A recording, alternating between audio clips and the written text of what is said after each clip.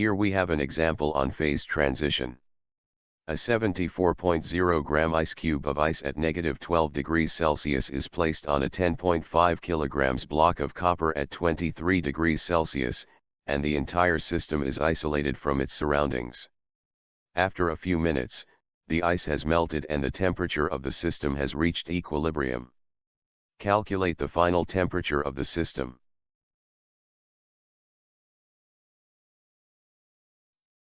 Here we write the conservation of heat where we have the Q ice melting to water, Q water from ice melted raised to final temperature, and Q copper.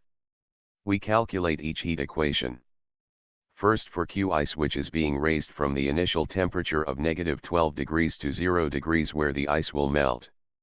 The energy needed to raise the temperature is given as 1776 joules. Letter B is for the melting process. We use the latent heat of fusion process. The energy needed for the melting of 0.075 kg of ice is 24,716 joules. For letter C, we have the water from melted ice being raised to the final temperature from 0 degrees Celsius. So we have an equation as shown here. We also raise the temperature for the copper from 23 degrees Celsius and it is given as an expression here.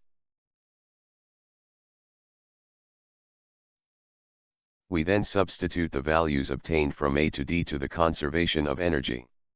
We rewrite it as an expression solving for the final temperature at equilibrium, which is about 15 degrees Celsius.